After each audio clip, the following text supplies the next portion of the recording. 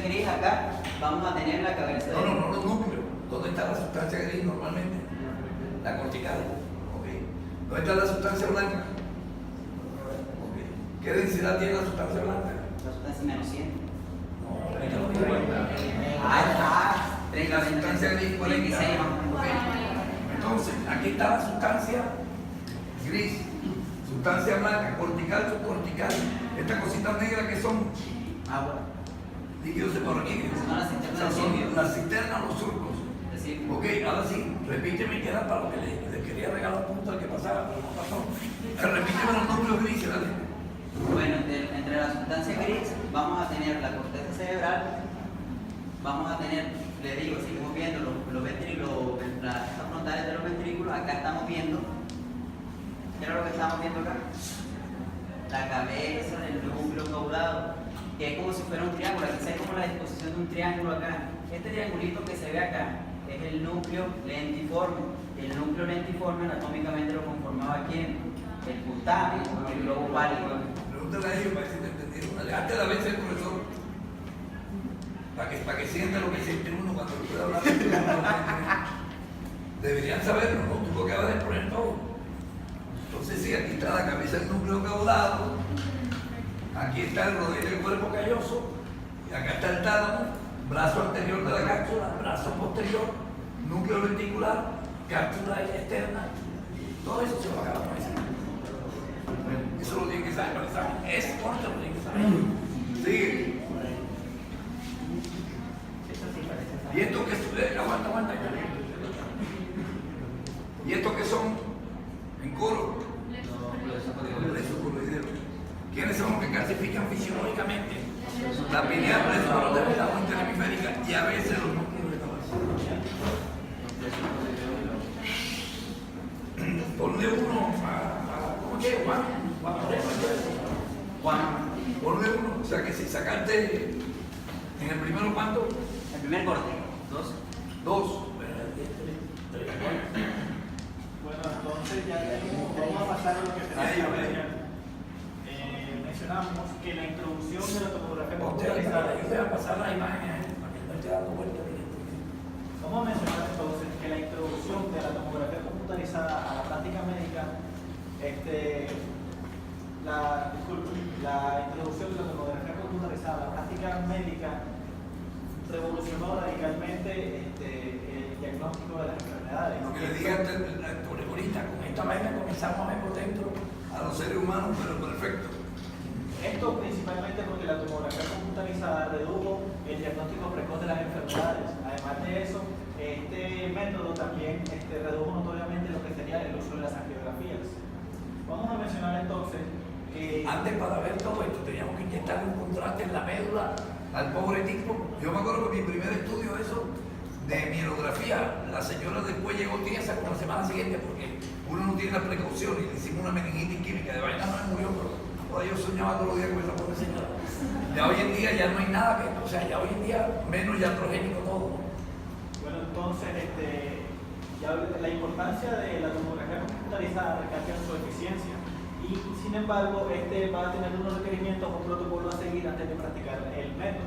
Uno de estos va a ser el retirar los artefactos metálicos del individuo que se va a realizar el examen, incluso dentaduras postizas. También el paciente deberá presentarse en un estado de ayuno de por lo menos 6 horas. Si le van a hacer contraste, si no, no. Exactamente. O el contraste es igual para todos lados. Si le van a hacer contraste, 4 mínimo horas de ayuno, porque acuérdense que puede broncoaspirar. O sea, si comió, o sea, el contraste produce náusea. Y si el paciente comió, puede broncoaspirar.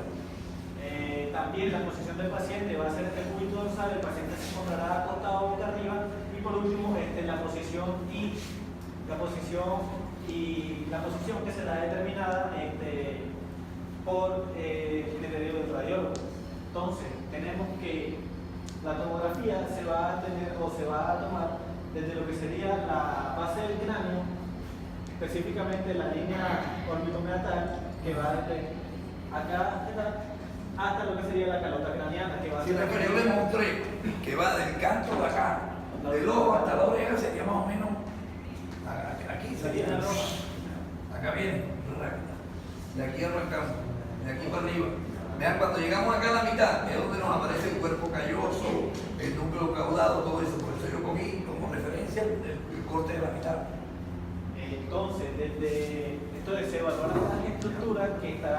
entre la línea orbitomeatal y la calota craneana, que hace referencia a la superficie del cráneo.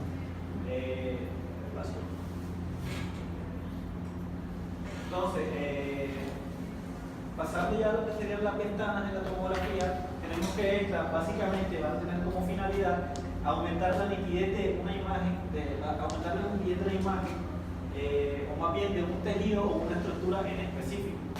En este caso, una tomografía computarizada con ventana ósea se va a utilizar o va a hacer referencia a una serie, ¿Para el hueso? Sí, exactamente, a una serie de imágenes que va a aumentar la nitidez para observar las estructuras óseas que se encuentran en el cráneo. Esto con la intención de poder observar si encontraremos hendiduras, fracturas, metástasis ósea y además malformaciones. Ok, cualquier modo para, sí, las malformaciones también, pero generalmente metástasis y la fractura. Podemos observar que esta es fácil de identificar debido a que en el exterior, en el parénquima cerebral, tendrá será isodensa completamente y se notará, lo único que saldrá a relucir sería el cráneo con una sí, fíjense cómo usaban ustedes que ventana ósea, porque aquí no se ve nada. Fue todo un borrón y lo único que logra diferenciarse es el aire y el hueso. Sí. Por otro lado, tenemos un TAC que para tejidos blandos, en donde, como podemos observar, las diferencias están claras, ya podemos observar las estructuras del parénquima cerebral y además esta será utilizada obviamente para evaluar comparativamente las estructuras. Señálame ahí donde están los tálamos en el medio. Ahí. Acuérdate que son, vuelvo y se lo insisto, cabeza del núcleo caudado. Aquí los tálamos, brazo anterior de la cápsula, brazo posterior, núcleo lenticular y acá la cápsula externa. Métanselo, lávenselo. Y esto, tercer ventrículo. Ventrículo lateral frontal, ventrículo lateral occipital y el tercer ventrículo aquí, que se comunica a través de los agujeros de Monroe. ¿Sabes? Entonces ya tenemos... ¿Dónde están los huesos coroides? ¿Y el que está arriba qué es? Esa es la calcificación de la glándula.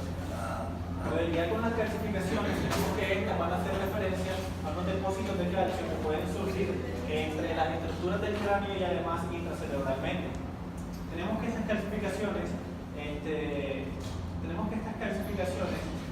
van a tener unas estadísticas entre las cuales que van a aparecer en el 35% de las personas en general. Además, van a aparecer tanto hombres como mujeres, no tienen una edad específica ni grupo etario, pueden ser bilaterales o unilaterales y además pueden ser simétricas como lo pueden ser. Las clasificaciones se van a clasificar de acuerdo a la estructura anatómica que se va a involucrar. Entonces tenemos las clasificaciones cerebrales, entre las cuales la más común va a ser la pineal y de la vértebra. Como observamos, se va a encontrar en el centro de la línea media. Esta va a ser visible en pacientes mayores de 20 años. Además, debe tener un tamaño aproximado, normalmente de 1 centímetro. Debemos tener en cuenta que si encontramos esta glándula con un tamaño superior a 1 centímetro, puede que se esté pasando por un proceso tumoral de la glándula pineal. Están entonces las clasificaciones de los plexos coroideos. Estas van a encontrarse en el 80% de los pacientes con mayor. ¿Dónde queda el núcleo lenticular? Más o menos por ahí.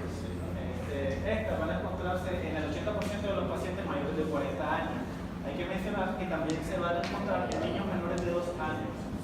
Falta una clasificación fisiológica que no han hablado mucho, la O interhemisférica. Entonces pasamos a la clasificación de la duna madre y de la O, la cual va a contar con unas características particulares, debido a que esta clasificación puede estar conformada por rectilíneas, que va a ser en este caso donde se Sí, generalmente son rectas y están en el medio, no se vayan a comer eso como hematoma. Y si tú tienes la duda de que es un hematoma, ¿qué tienen que hacer? Poner el mouse. Serán clasificaciones, en este caso, que no tienen una relación matemática entre sí. También pueden presentarse con líneas oblicuas y estas estarán presentes en el 10% de los pacientes mayores a 40 años. Y por último y menos común tenemos a las clasificaciones de los ganglios basales. Esa es la que les hablaba, de los ganglios basales. ¿Sí la ven dónde está? ¿Y cuál es la importancia de eso? Él dijo algo. ¿Cuándo? que en esa zona es donde sangran los pacientes cuando las hemorragias son por hipertensión. Entonces, si tú ves esto, tú tienes el riesgo de pensar que esto es una porque esta vena es igual, si lo ven a dos humanos, ¿no? Entonces tú dices, esto es una hemorragia. Primero, o sea, que mucha mala suerte que tenga una hemorragia bilateral y que se parezca. Pero para eso tenemos el cursor. Entonces esto seguramente te va a dar por encima de 700, 500. Si fuera sangre, ¿nos daría cuánto? 60. Perfecto. Entonces tenemos que estas últimas son las menos comunes de todas y además cuando suelen aparecer serán en pacientes de mediana edad o ya ancianos. Después de estas vamos a encontrar las calcificaciones cerebelares, las cuales van a ser menos comunes. Y también deben tener en cuenta que Eso estas pueden entrar es una placa rayos X. Sí, doctor, sin embargo, esto... Antes nos guiamos por rayos X para buscarla, para saber si había un tumor. Uno hacía una placa de rayos X, bueno, a mí no me tocó esa época. Entonces tú veías que la calcificación de la pineal estaba desplazada. Entonces uno decía, aquí pasó tal cosa. Doctor, y yo investigué que la mejor forma de observar a veces, en algunos casos, estas calcificaciones cerebelosas sería con ayuda de una radiografía. Sí, claro.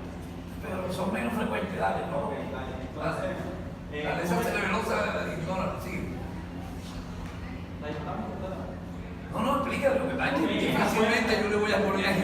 Ok, entonces como estas pueden estar asociadas a nefropatías y también a hipotiroidismo, ¿qué pasa?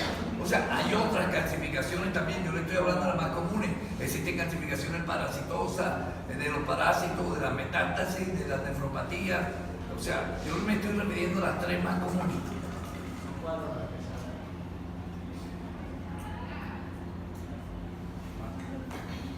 Esas del tronco de cerebelo que son. Esas de la tienda del cerebelo también calcifica porque son meninges.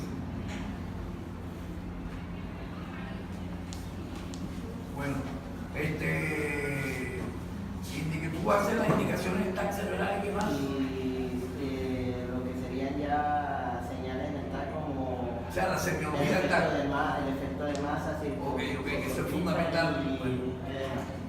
Sí, porque eso nos va a servir específicamente para lo que es interpretar la patología del TAC que nos van a dar. No, que eso no va a servir para todo, eso es lo más importante. Y es la semiología del TAC, por decir. Entonces vamos a tener Bueno, como indicaciones. lo tuyo fue contigo, ponle 050, que nada más te tocó la calcificación de Entonces vamos a tener las indicaciones del TAC cerebral que prácticamente es para casi todos los estudios, es el estudio específico para lo que es la cabeza.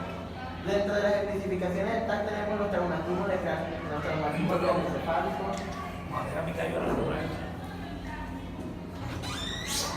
Baja un poquito el volumen, por favor.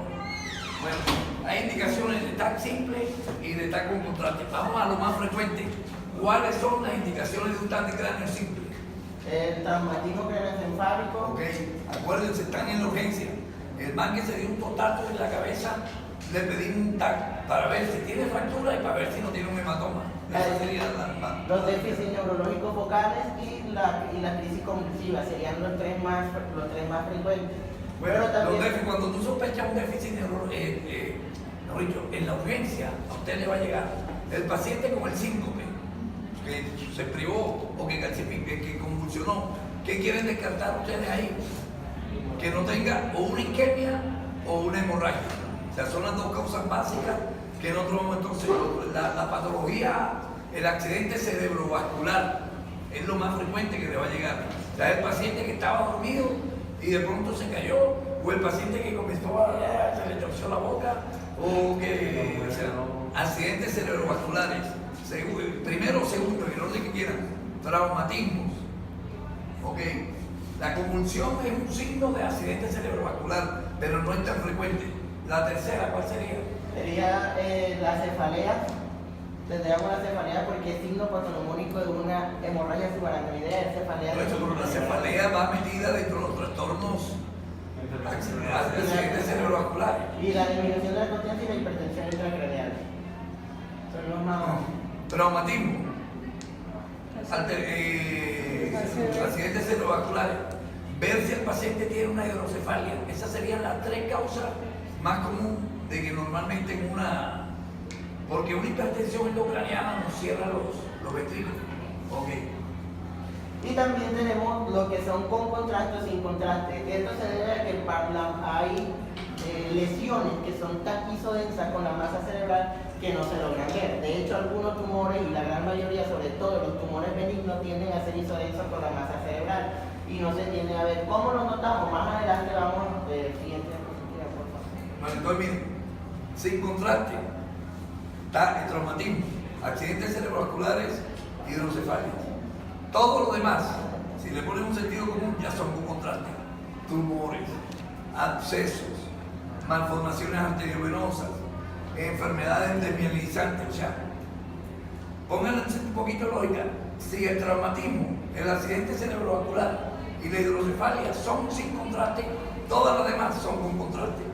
Ya ustedes saben por qué los tumores, porque de acuerdo a cómo tiñan me va a dar una información. En las infecciones, el acceso tiñe en la periferia. Las enfermedades desmielizantes tienen una característica. Y lo otro, las enfermedades, alteraciones, malformaciones arteriovenosas también tienen otra característica. Entonces métanse eso en la cabeza. Para esas son las contrastadas. Del resto, sin contraste. Entonces, miren, la idea es aquí entender la semiología del TAC cerebral. Vamos a tener tres cosas principales que son Es que usted le está metiendo punto. Ahora les voy a explicar cómo interpretamos un TAC cerebral. Ahora les voy a explicar cómo interpretamos un TAC cerebral. Vamos a ver tres puntos importantes que son: uno, el efecto de masa; dos, los labios circunscritos; y tres, el edema perifocal. No obstante, primero hay que diferenciar, como ya el profesor nos había dado en los ejemplos pasados, las densidades del cerebro. Es muy importante porque las estructuras que son de tejido blando tienen densidades muy cercanas. Ya, de hecho, lo acaban de ver que, por ejemplo, la masa gris nos daría 40 y la masa blanca nos daría 30. La sangre nos daría entre 40 y 60 y acabamos de terminar en 60. De hecho, uno de los signos principales es muy difícil de explicar de la semiología del TAC sin exponer alguna patología, porque la semiología del TAC se nota específicamente en patología. Ponme otro corte arriba. Ponme otro corte. Otro más arriba. Donde aparezca el típico, el oro no tiene un color, por eso ya es patología.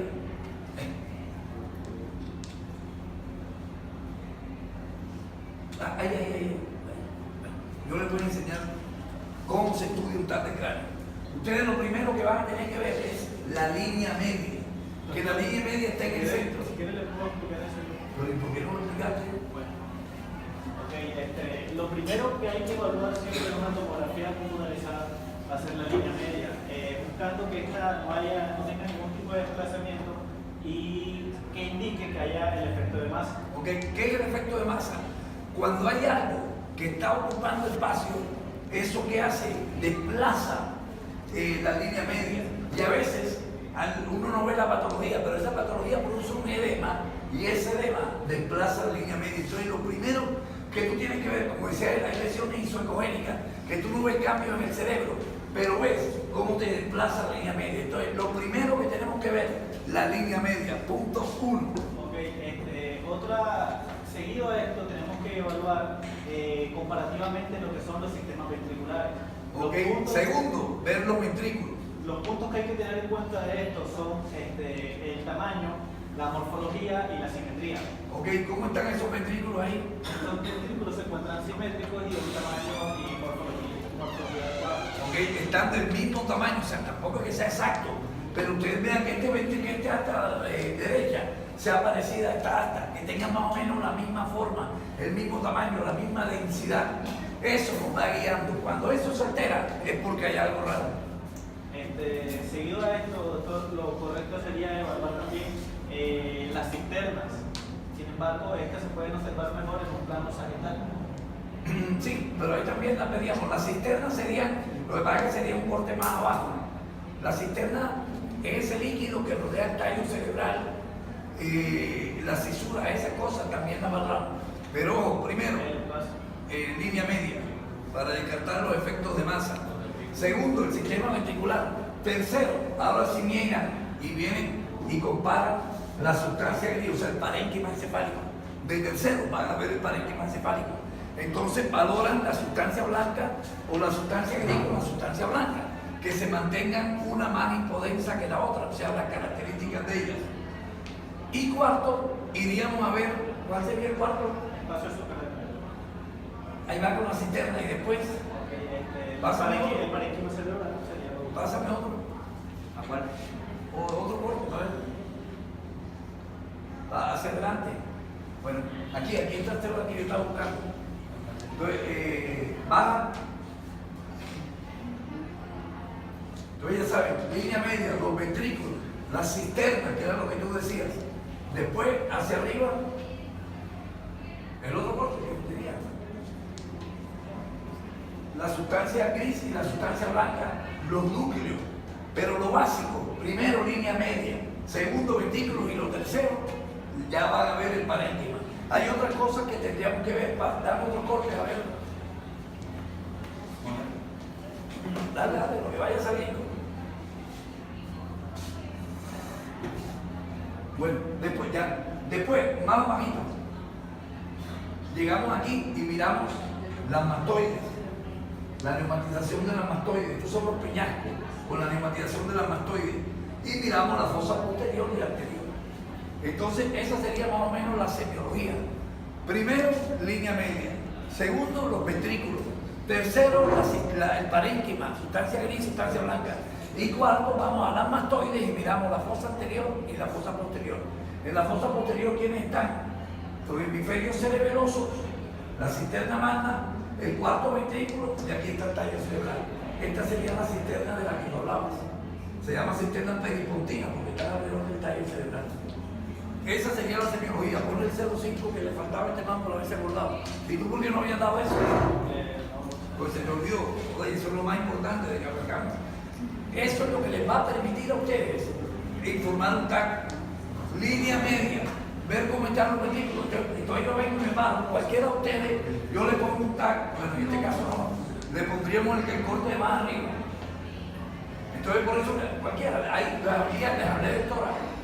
Bueno, vea, yo de tal, lo que sé que este es un corte axial, la línea media está central, no está desplazada, los ventrículos laterales son simétricos, de buena morfología y buen tamaño, veo las calificaciones fisiológicas, estoy viendo la cisterna o los surcos y la sustancia blanca y gris está bien diferenciada. Con esas 5 vainas que te escuchan, creo que ustedes saben tanto. Por eso les dije que ustedes, si esto le prestan atención, ya están en condiciones de informar un TAC. Como cuando le hablé de la placa de rayo X, ya meten mono. O sea, tú te paras y lo primero que tienes que mirar, línea media, ventrículo, sustancia blanca y sustancia gris. Después los surquitos esos, pide un corte más abajo y abajo te vas y vas a ver las mastoides, donde está el cerebelo, el cuarto ventrículo, el tallo cerebral y adelante la fosa.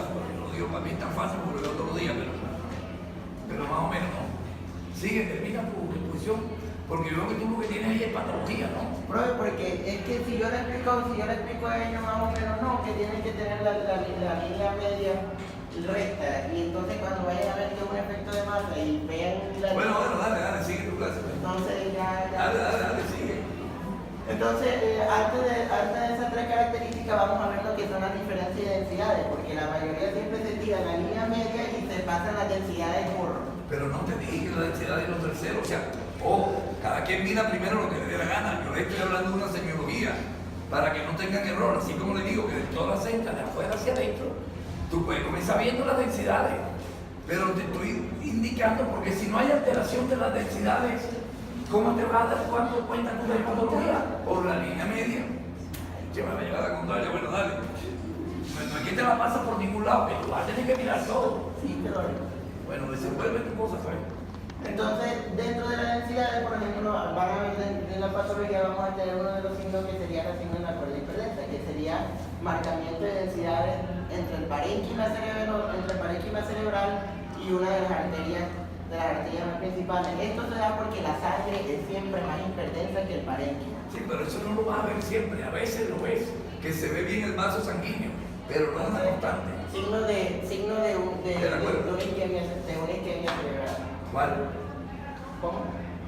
Sí, pero es un signo muy poco, o sea, Sí, es muy poco, exquisito. pero es para para explicar la diferencia de densidad de que, por ejemplo, esto no es parénquima del cerebro, sino No es más un bien vaso, un vaso. Entonces se diferencia ya lo que es el ejemplo de la diferencia de densidades. Vamos a tener, bueno, esa era la explicación. Explícalo varias veces, yo no sé qué. Entre sustancia blanca y sustancia gris. La sustancia gris siempre va a ser la más externa, la mayoría de las veces, porque acabamos de ver de que hay sustancia gris en varios núcleos en el centro del parénquima cerebral, pero siempre va a ser casi siempre la más externa. ¿Por qué? Porque la sustancia gris corresponde a los núcleos de las células piramidales, que son las células más grandes que se encuentran en la corteza cerebral y son las que se encargan de mandar la señal. Mientras que la sustancia blanca, que es la más hipodensa, que debería ser por lo contrario más hiperdensa porque tiene mielinización y tiene muchísimo más sustancia que la sustancia gris, pero aquí se nota. No te voy a explicar qué es lo que pasa, que la mielina es como grasa. Entonces, por eso, lo que pasa es que uno dice sustancia blanca, tú te la imaginas blanca. Y resulta que tú vas a ver la sustancia blanca y es hipodensa. Entonces ahí es donde está el contrasentido. Lo llamamos sustancia blanca, pero realmente se ve menos blanca que la gris. Un juego de palabras. La gris es más blanca, la blanca es más negra. Que corresponde a lo que son los cuerpos axonales que están mielinizados. Entonces eso es lo que le da la diferencia de densidades y podemos catalogarlo como sustancia gris en la parte más externa, que sería ya la corteza, como lo pueden ver, no se ve muy bien, y la sustancia blanca, que sería la más hipodensa o lo más negrito que pueden ver sin llegar a ser totalmente negro. Que Esto realmente, esto sería grisecito. Y esto es más negro, que es la sustancia blanca. Esta es la corteza, la que es grisecita, y la que es más gris oscuro, casi negro, es la sustancia blanca.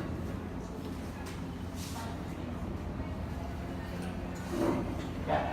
Entonces, ahora sí empezamos con lo que decía el profesor, que son los efectos de masa. El efecto de masa no es más que el desplazamiento de cierta masa por otra masa que ocupa ese espacio. Es decir, si yo ahora mismo meto una caja grandota entre ustedes mismos, ustedes se tendrán que mover para darle espacio a esa caja. Igual ocurre en el cerebro. La mayoría de veces tienden a ser tumores o líquidos o quistes, y tienden a veces, pero como les había dicho yo, una de las indicaciones del TAC con contraste es por tumores, porque como el tumor tiende a ser tan isodenso con la masa cerebral, entonces no se va a ver. Sin embargo, para nosotros mandar el TAC con contraste, tenemos que saber si de verdad hay algo que tenemos que estudiar, y eso sería el efecto de masa.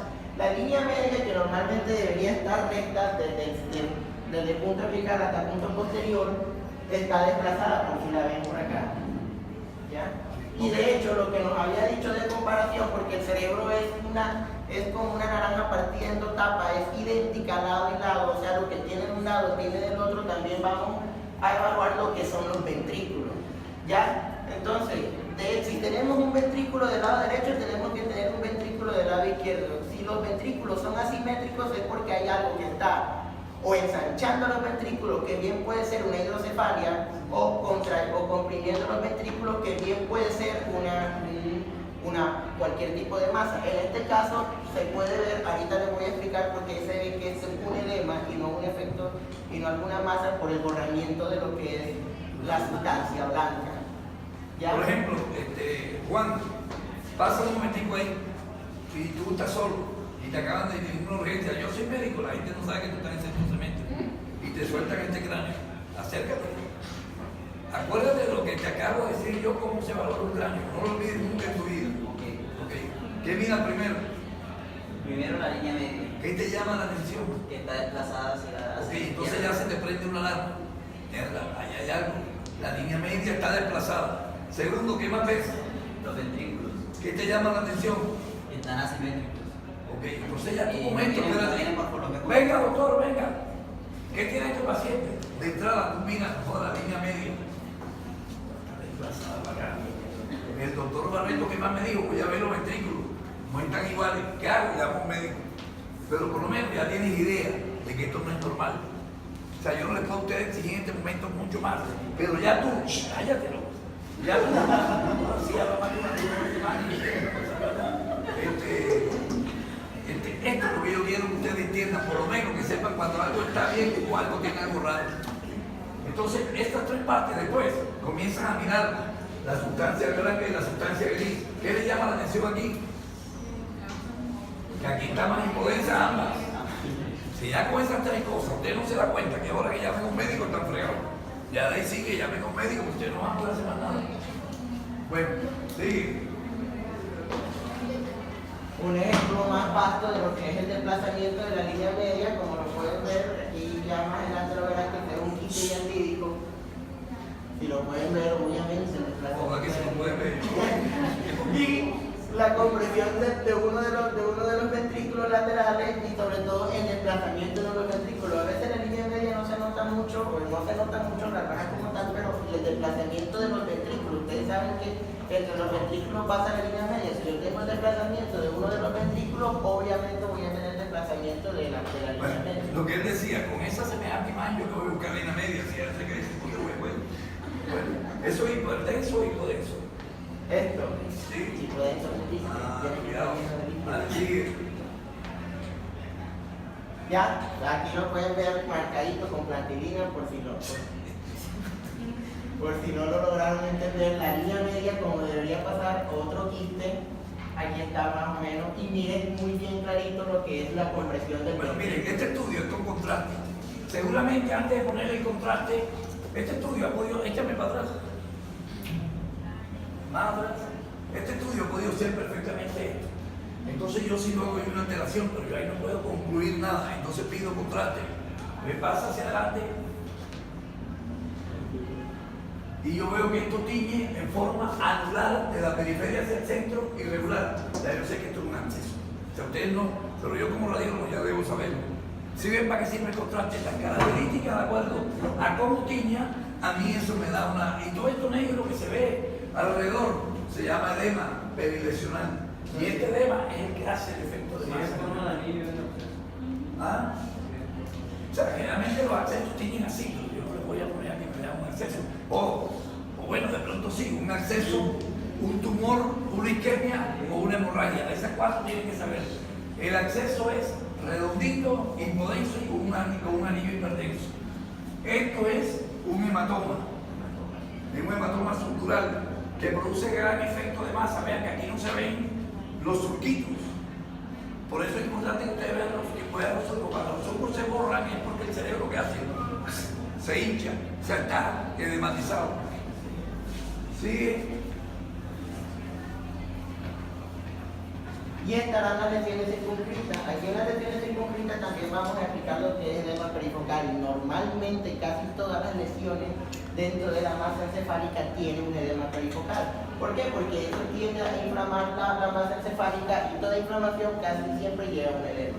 Las lesiones circunscritas se describen como aquellas lesiones que tienen, como su nombre lo dice, formas circulares y que están bien definidas o que por lo menos se les puede dilucidar su definición o hasta dónde llegan en el parénquima cerebral. Aquí tienen un ejemplo. Lo que pasa es que esta lesión, este estudio es con contraste. Si fuera sin contraste, yo nada más me haría esto negro. El efecto, el edema vasogénico.